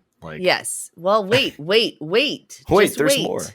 Wait, because the creators of the Stanley Parable have created the Stanley Parable Ultra Deluxe. What is it, you ask? Oh my God. I can just imagine. The Stanley Parable, but from what I can gather with other endings and more frickin' shenanigans, I said frickin', not the other one. The studio Crows put out a statement that totally confused people. Apparently, the most logical part of the statement was the Stanley Parable Ultra Deluxe dramatically expands the world of the original game with new content, new choices, and new secrets for you to uncover. And then it just freaking goes crazy. Sorry, Mike. Goes crazy because everybody who's played the Stanley Parable knows that anything in the game, it's like, well, go here. Here's the way you should go. Wrong. Don't go that way. Actually, sometimes you do. Actually, no, you shouldn't. Yes, you should. It's a you are worker 427, employee 427, and you just like mash a button all day. And then one day you sort of wake up and figure out that things aren't really as they seem. You need to find a way out. There is this narrator that you can hear who is hysterical. If you go to the Stanley Parable website, they have information about the Stanley Parable Ultra Deluxe, and it is also incredibly confusing. Also amazing comic relief. Just to sort of kick it off, they say, when the Stanley Parable came out, a lot of people asked us for more endings and more content. We told them it didn't need more content, that it was just fine the way it was. It already had the perfect number of endings. What a sorry sack of lies that was. We knew it. We knew that we were lying, and we did it anyway. We carried that shame around with us for years, a burden weighing on every moment of every day. Enough is enough. It's time to fix it. I can hear the narrator reading this. Yes, can't you? Enough is enough. To unburden our shame, let us give you our shame for you to carry around instead. We're sick of it. From the liars who brought you the award-winning indie game, The Stanley Parable, comes The Stanley Parable Ultra Deluxe, an expansion to the original game with more content, more endings, more whimsical adventures of the two best friends, Stanley and the narrator, coming to PC and consoles in 2019, crossed out 2020, crossed out 2021, crossed out 2022. Is this a DLC? Is this free? Does it come included, or is it a new game? Good question. Because you know what I know they're doing? Mm-hmm. They're making nothing. some money. Yes. Oh, they're totally not. Yeah. They're not making anything. There's nothing new. People are going to think there's new endings, and they're going to play the shit out of this game, and there's nothing. That's this may be, you may be absolutely right. You may be, I will be able to tell you. Oh my God. When I buy it twice, probably. Well, that's the thing. They can't pay money for it. You can't buy it if it's going to be nothing, because like that's like false advertising. Yeah, but somebody would though. That's true. Somebody would. Absolutely. Totally somebody who like has never played the first one would get this, and of course they wouldn't know any different extra endings. Yeah. The one thing I will say that will be different is it's going to be available on consoles now, which it was originally just a PC only game. So that's awesome. I would love to read the fine print, because that may be the reason why they're going to charge for a new game, because like it's been optimized for different platforms. But like the actual endings and stuff, I don't think they touched the game at all. I bet they did. I don't. Because how many endings have you seen? That's true. Actually, question is, have you been outside? Have I been outside of my house or the game? No. The game. No. Have you seen the outside? No, I have not seen the outside. Not yet. Okay. Keep playing. Will do. Oh my God. If you have played the game though, watch the trailer. It's a good ramp up. So super awesome. That's what I gotta say about that. So there's a game that is coming up that caught my attention for a number of reasons. I'm not sold on it yet, but it was interesting. It takes the concept of superheroes, manufactured superheroes, not a new concept. A lot of games, a lot of media, a lot of fiction uses that. Does the spin on them where they're just they maybe not morally good like superheroes should be. Again, much media has done that. Probably the most recently, and what's kind of being compared here is the I think it's on Amazon, the TV show The Boys, which is based off of a graphic novel. Got to watch it. Gotta watch it. So it's got the feeling of that, right? because there's these manufactured superheroes that report to the godlike corporates or something like that, which would be the equivalent of a bunch of Homelanders. And it's done as basically a Diablo-esque type game. Yeah. And they play up kind of the comic book side of it too, just in this trailer video. But so possibly maybe the story stuff in between is going to be comic book-esque. The game again is a loot Diablo-esque game. You just got these overpowered powers, and this is to fight these aliens that are, coming to Earth or the colonies or whatever. So it's got some, it's kind of cell shaded, which looks kind of interesting, especially in the gameplay. I mean, yeah, Borderlands does that all the time, but got some interesting things in it. Not 100% sold on it. Superfuse is the name of that game. Not out yet. Don't really have a time frame for it, but keep an eye on it. So, as I said before, you go into your other thing. The next 45 minutes of our life is what you're talking about. Yes, that's exactly. I'm going to try to keep this small. I'm going to try. Well, I don't know that I can. I thought about it. About as small as that. What did I do? I just had it in my hand. No. Yeah, you just had it.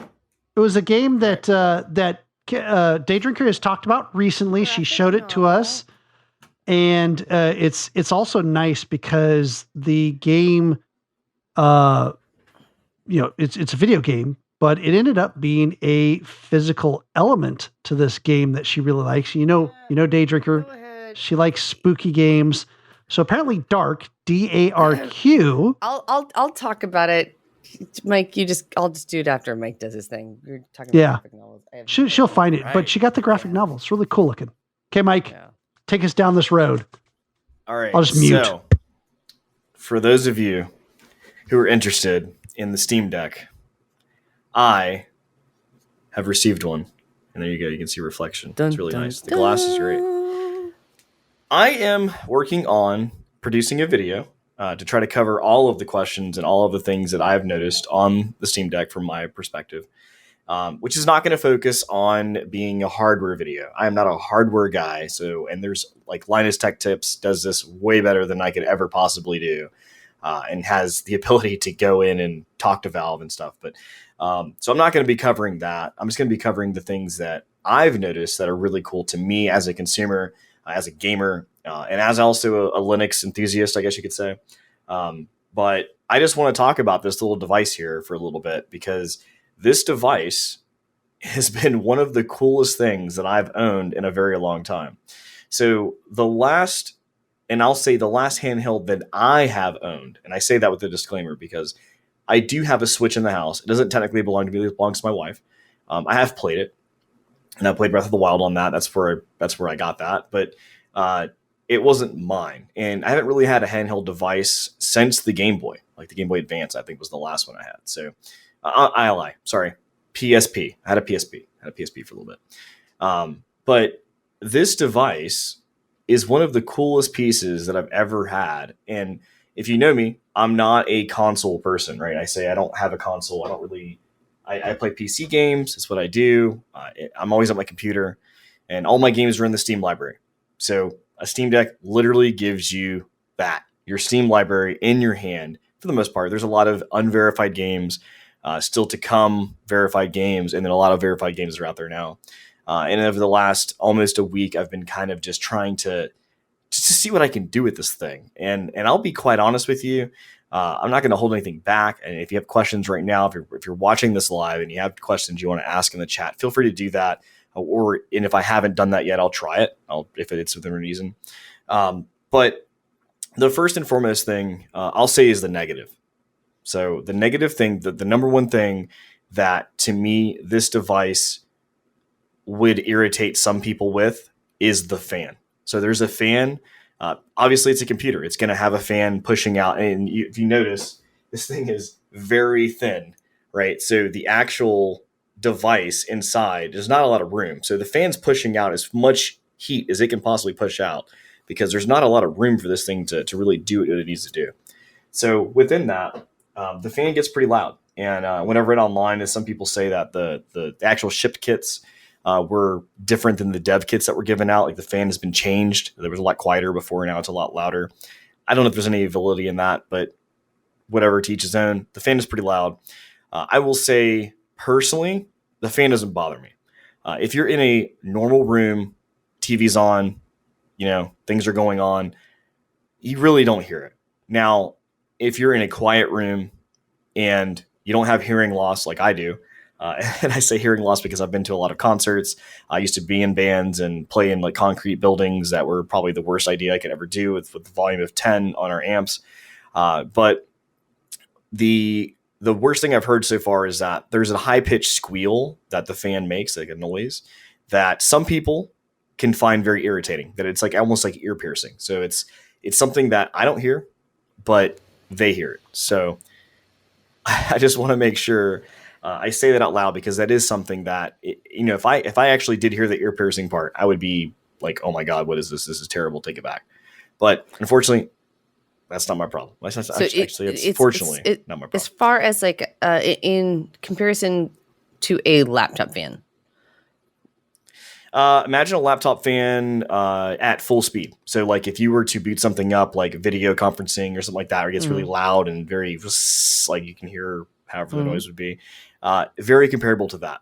Again, I don't know if there's a high pitched squeal with that because I don't hear it, but it is something that is there. So I wanted to start with that. That is the worst thing that I've noticed about this thing so far. Subcon is it is a new device. It has bugs. It has things that are, I wouldn't say janky. It just has things that sometimes might not work, and you have to like exit out and try it again, and it works.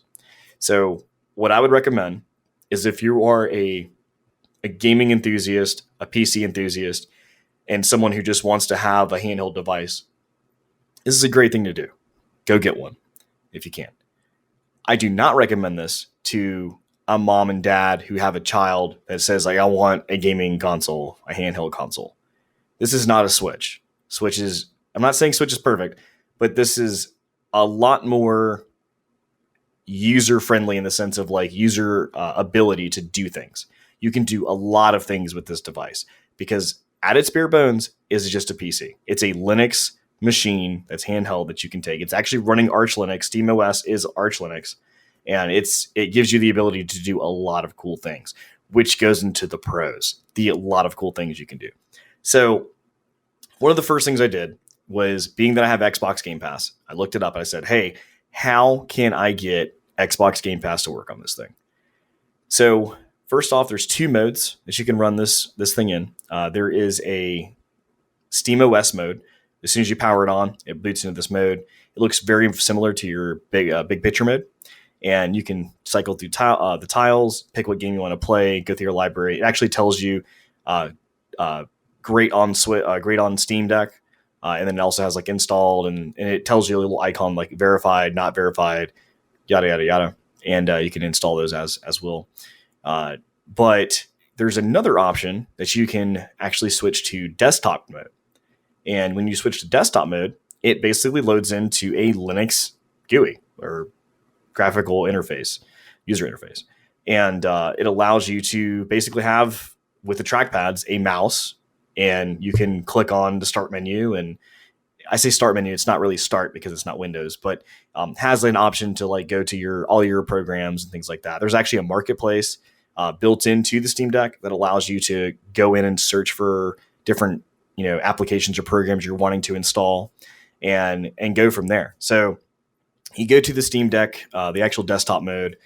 You can, through a series of steps, which are actually published from Microsoft themselves on their website. They actually have a whole page of how to install Game Pass on the Steam Deck, because we've said this before, they're working with Valve to make this happen.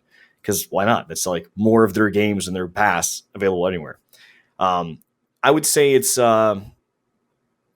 intermediate. I wouldn't say it's super hard to do if you know anything about computers. If you're like a mom and dad that don't really do this, I would say this is not a good thing. Like, again, this is not something for a normal little kid that just needs something. There are a couple things on the command line you have to type in, which they give you exactly what you have to do and how to do it. Still, like, I don't see my parents wanting to do these steps to do something. They would be like, nah, I'm going to just go buy something else. Command line, you've lost. You lost me at the command vast line. majority of people at command line. Yeah. So, but once you get these steps installed, Game Pass, what it does is actually works via the beta version of Edge. They have Microsoft Edge. You can download from their repository they have. And with the game, with Edge, you're able to load the browser to play Xbox Game Cloud or Cloud Gaming or whatever it's called now. So you can basically stream any game in the cloud for their Xbox library for Game Pass, and you can stream it straight to your device. So I have some footage of this. If Brian, you want to cue this up, of just some of the Xbox games that I was able to just like stream. But it's super easy. Like, and this is just one of the tests I did. So I said, hey, how can I, do this? Can I just record? So that's the other thing. How do I record this? Right. So we're going to show you some footage here in a second. And what I did was I went to the applications or the store and I downloaded, there was an option to download OBS. And if you're not familiar with OBS, it's open broadcast software. And it allows, that's what we use today to like broadcast things.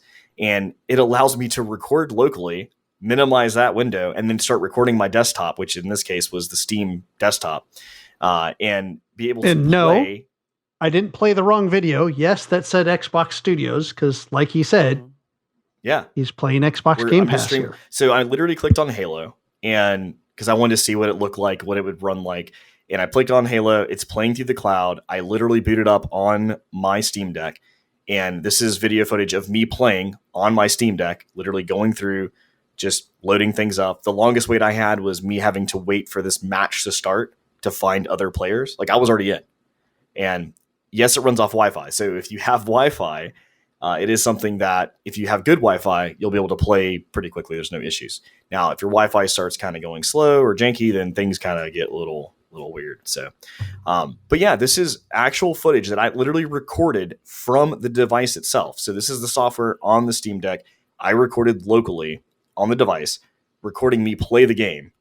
And this is what we're seeing. So if you're familiar with playing Halo on Xbox Game Pass on PC, I mean, this is legit. Like, it looks almost just like my PC. Yes, the graphics are, I would say, slightly lower than what I have currently, which is saying a lot because, I mean, I don't have anything completely old, but it's still okay. And this is running that at no problem. So, and I've been asked, is there lag, with playing cloud games? There's no lag. It's literally fluid. I had no issues playing this game. I was able to, do exactly what I want to do. The hardest part about it was just me using the joysticks to try to play a shooter because I'm used to playing on mouse and keyboard. So, yeah. But again, I've played in the past. I played Call of Duty and stuff on Xbox, an actual controller. And, it's just, I have to get used to it again. And I'm not good at Halo, so I'm going to die here in a minute, and that's fine. Yeah. Minutes? FYI, Mike sucks at Halo. Yeah, so a couple seconds. But the point is, that was that quick. I literally get done with that. I hit escape, and I'm back in the menu, no problem. So I saw this work on, there's another video I have, he may queue up in a minute, of just me going in and out of different games, because I wanted to see the capacity of this. I wanted to see, does, for example, Sea of Thieves work? In this case, it doesn't work. We can probably skip a little bit if you want to. I think the cheat engine aspect of this is what's kind of blocking that right at the moment. I don't see a problem why this game could run on this device, but I think it was the cheat engine that was kind of blocking it. But I tried a couple other games. I tried Forza Horizon to see the graphics and things of that game, because that's a crazy game. I also played this game here, which we're looking at, which is Generation Zero. It's a first-person shooter, kind of like survival. Did you see Thieves through the Game Cloud? I did. Yeah, it doesn't work because of the. Well, that's weird. The cheat engine. So, but yeah, I mean, it's really strange, like that. I'm just holding a device that just works. It's kind of mind blowing, but it is what it is. Kind of going back to, so these are all cloud games, right? I've been talking about just streaming the game. So what about the actual handheld Steam games? So the Steam games don't take long at all. They really load in, no problem. I am using all of my games burnt to an SD card. which are it's a terabyte SD card that I bought off Amazon, and I'm loading all my games from that, and the games load pretty quickly. Like it doesn't take very long to do. And I'm getting right into it, and I'm playing different games. Can we? And I would like to point out he's on the base level Steam Deck too, which has the slower or 64. The slower hard drive. It's not hard drive. It's actually basically like an SD card. So if he's saying it's pretty quick, then it's probably fine. Sorry, Kelly. No, mine's totally not important. It's an old lady thing. We have terabyte SD cards now. Yeah. Like, I remember, no doubt. But I remember buying a terabyte of storage for my MacBook Pro, and it was enormous with a gigantic cord. And now, oh my gosh. So the footage right now you're seeing is from Horizon or Forza Horizon, and literally loaded in. I just started playing, and again, no lag, just straight up driving away. So when it comes to games that have like some sort of glitch to it where you really need to be in control, this is perfect. Like there's really, like I said, internet's a big key here. You have to have good Wi-Fi you're connected to make this work. And apparently I don't know how to drive either. But can't play Halo, can't drive. Yeah, so it's just amazing. I just can't stress enough how crazy this is. But I want to move on a little bit because we need to go through this. But so the other part of playing actual Steam games in your hand is it's all great and all, but what about games that use a mouse and keyboard? And mostly mouse, because there's trackpads.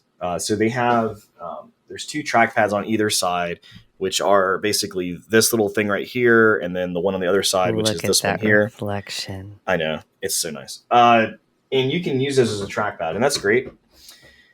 But is it going to work for a mouse game? Like, so I had a buddy message me. Actually, shout out to Aquas.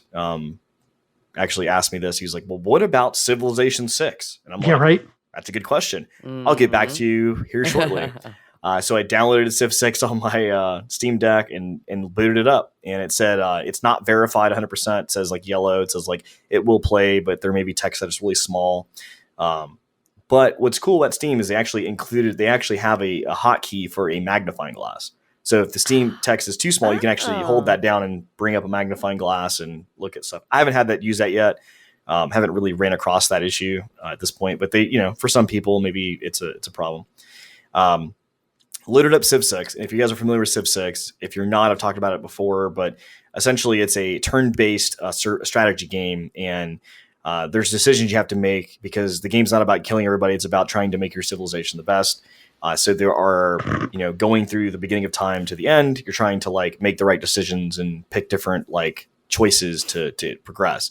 And then also on screen, you have to like move your characters around and things. So I used the trackpad, grabbed my character, and then what they did was the keyboard layout, which you can totally customize, right? Like this is a keyboard layout they set up initially. And if you want to change it, feel free. They gave you the option to do that. But the base general set was mouse pad, and then left and right trigger is your left click, right click. So I would basically highlight who I wanted. I'd right click and hold, drag the mouse over to where I wanted them to move. I'd let go. Very easy to do. It wasn't like an unnatural thing. It was very natural. And characters, they went over. And then once I was done with my turn, went down, I selected the little button at the bottom, dragged down there. And then the next turn, I was like, man, I don't have nothing to do. I'm going to go to the next turn. And by instinct, I clicked on the screen to click the next turn. And when I did that, next turn, because it is a touchscreen. So I literally clicked next turn and went to the next turn. And then I was like, wait a minute. So they presented me some options like what do I want to pick? And I started clicking things. And before I knew it, I was actually progressing through the game by just clicking on the screen of what I wanted to do, which was actually way quicker than playing on PC. That's so cool. So I was like, I was kind of blown away of like how easy it was to like take a mouse game and actually make it way easy to like just interact with on a tablet sense that has like a touchscreen. So is it workable? Absolutely. 100%. Way easy. No problem. So that was something really interesting. Going back to because there's so much to talk about, right? And like I said, I'm going to put out a video of this, actually covering a lot of this, probably more in detail than I'm doing now. Hopefully, maybe not. I don't know, depending on how much I'm talking. But the other thing to me was being a Linux enthusiast. I say enthusiast because it's like I have a lot of Linux machines. Like I was talking to them today. I have like literally a spreadsheet that I had to like set up with my servers at home because like I'm just getting out of hand with this stuff. It's getting kind of crazy. Not Maybe a following problem. his own I have a change Linux control problem. process. I have like a Linux problem, not like Linux enthusiast. A Linux problem, yes. But so the first thing I said, I was like, okay, so I did the gaming thing. It's a Linux device. Can I SSH to it? And if you're not familiar with SSH, it means secure shell, which is just basically a way to access.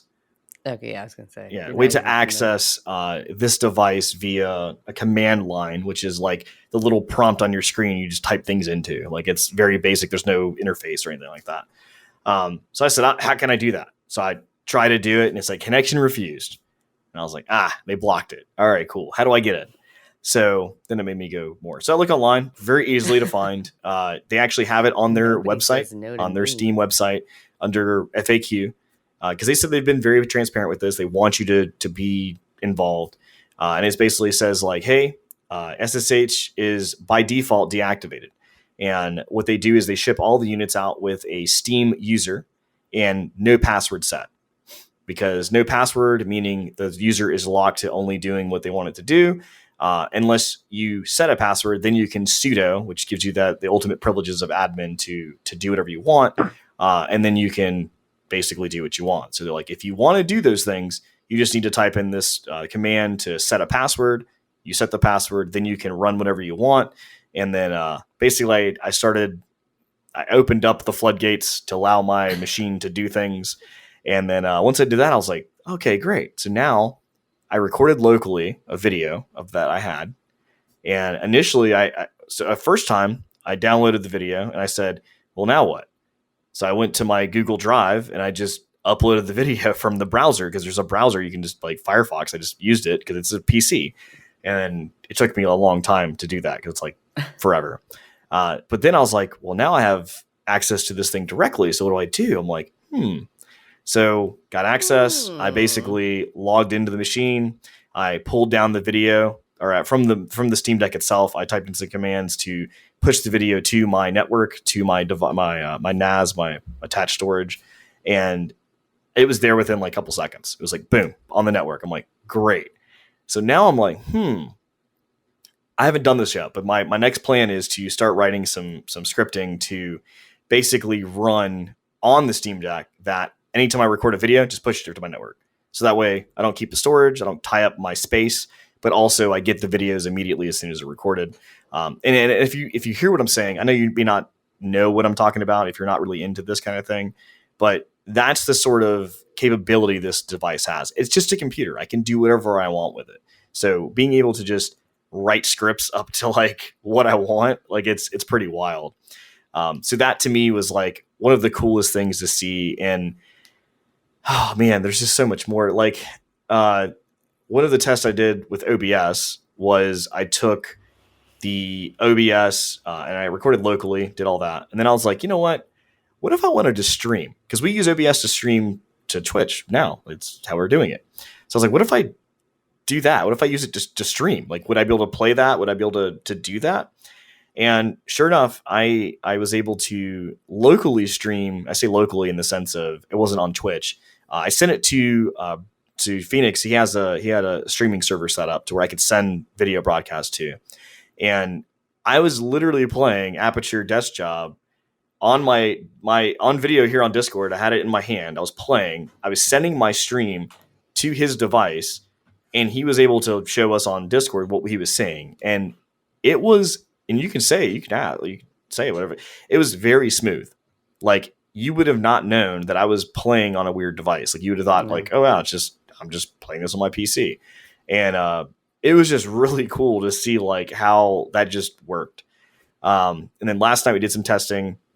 Actually opened up Discord and then shared. I opened up Discord, then I opened up Witcher 3, put that over, and then I went to Discord and actually shared the game so they can get the audio and the video from Discord as sharing. And it worked as well. Wasn't as smooth.